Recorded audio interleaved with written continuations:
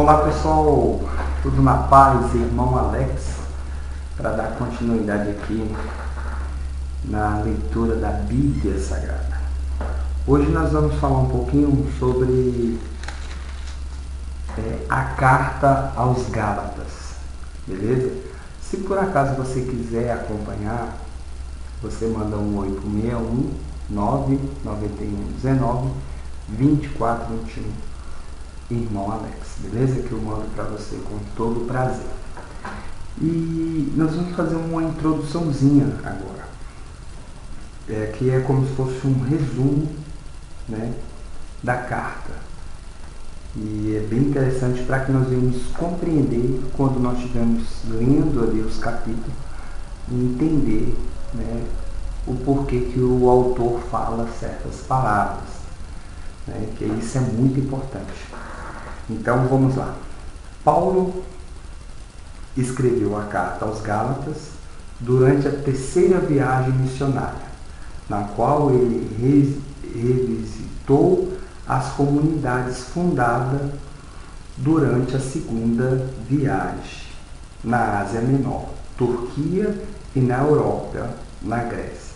Então, Paulo, né, aqui está dizendo que o autor é o Paulo, ele passou uma viagem e, né, pregou ali as boas novas, a mensagem ou o evangelho, como muitos conhecem.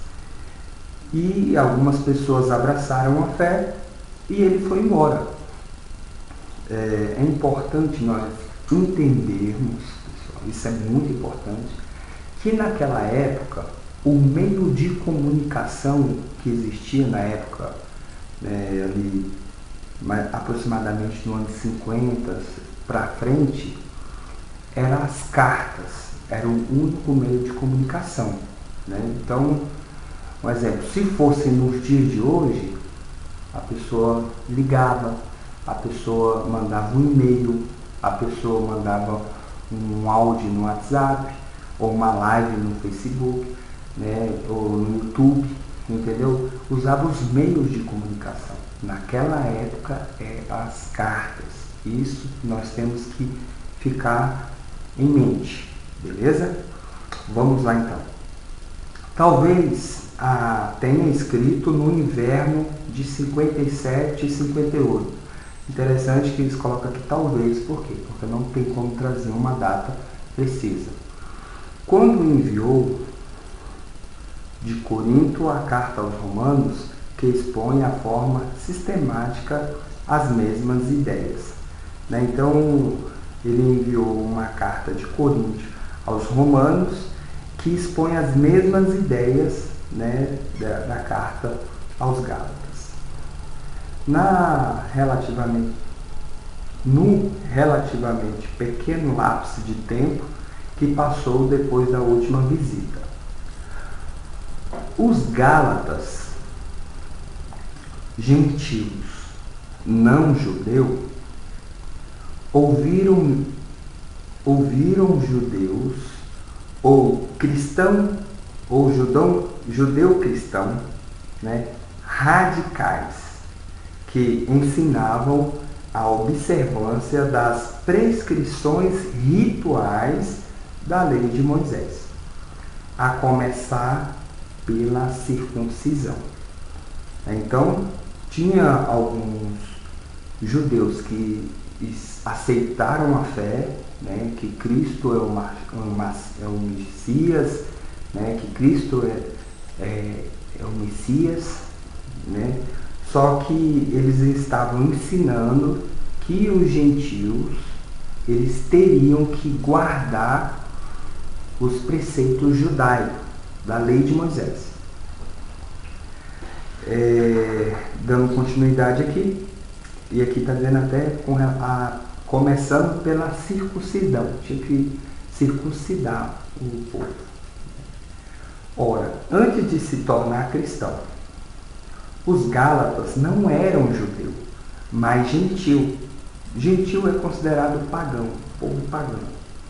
Para Paulo, isso era algo que Cristo não exigia um retrocesso, aparentemente provocado pela saudade de uma religião que desse mais trabalho, que a singela fé exigida pelo amor, né, que está em Gálatas 5:6. Então, Paulo ele está dizendo que Cristo não exigia que as pessoas que aceitavam a fé tivessem que passar pelos rituais judaicos, né? Queriam fazer algo para o eterno. Enquanto isso, este só deseja que amemos os nossos irmãos, né? Que fala que o desejo de Cristo é que nós amemos os nossos irmãos. Ele falou, né? Amai-vos uns aos outros, assim como eu vos amei. É um mandamento que ele deixou, um ensinamento. Ele pediu para os discípulos ensinarem isso. A salvação que o Eterno nos propicia em Cristo, né, é de graça. Graça e liberdade são os conceitos-chave desta carta. O Eterno não teve nenhuma obrigação para conosco e não lhe podemos pagar aquilo que ele nos fez através de Jesus.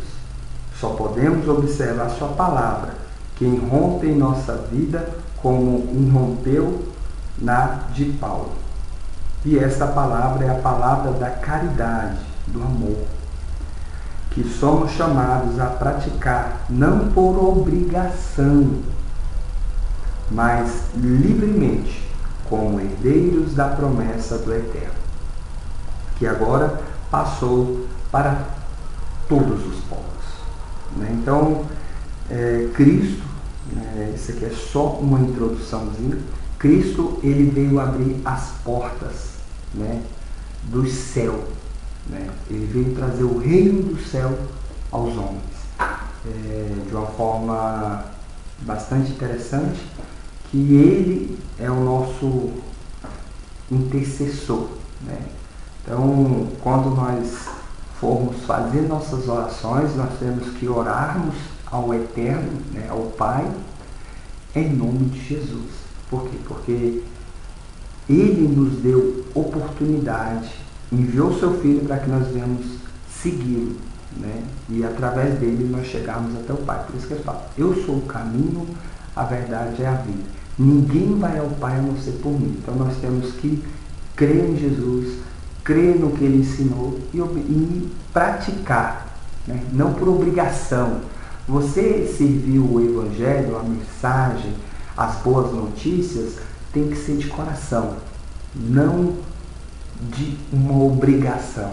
É algo natural, beleza? Então, essa aqui é a introduçãozinha. No próximo vídeo, no próximo áudio, nós vamos iniciar na carta, no primeiro capítulo. Que o Eterno possa estar te abençoando grandemente.